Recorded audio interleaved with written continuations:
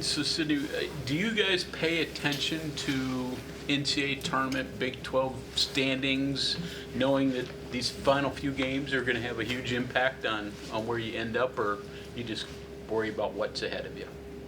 I'd say it's a good mixture of both.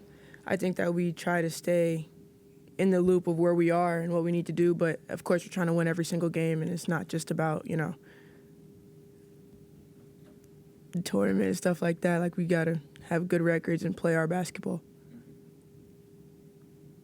Have you thought, though, about what being able to host an NCAA tournament game or two here would be like?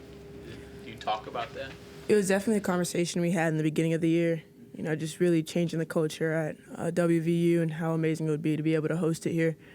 And I think we all just kept it in the back of our mind as we played throughout the season. When you look at TCU, do you see three superstars, or do you see a team, if that makes sense? I think that's the wrong question. I think I just see teams. I don't really see, people for superstars, nothing like that. Great basketball players, but they're just a team. Sydney, can you talk a little bit about how much you've worked on the defensive end of the court this year? I mean, I know you were challenged basically by Mark Kellogg to work on that at the start of the year, and it seems like you really have put in the work and become a really good defensive player. Well, first off, I appreciate that. Definitely a process. I'm still definitely getting there. It was hard.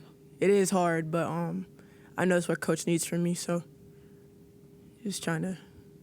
What's up? How harder is it to defend when you're not scoring versus when you're scoring? Because Mark talks about that pretty frequently. I would say it's a lot harder mentally. When you feel like you contribute offensively and you're not doing that.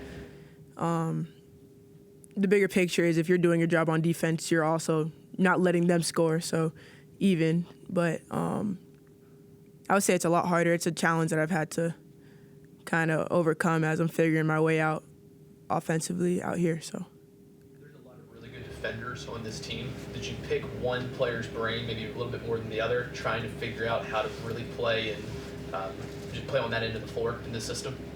I think I've just watched a little bit of everybody. I know that coming in, I've watched JJ and Jordan, and they're really quick with their hands and they anticipate really well. And then Kaya is a sneaky defender, so just kind of watching how they do what they do.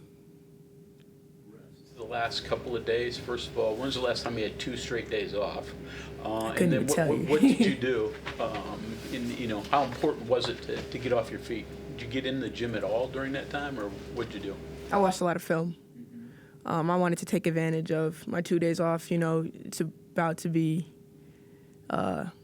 the floor running. So just making sure I got my legs under me and my mind right. What I did, I rearranged my house for 2 days.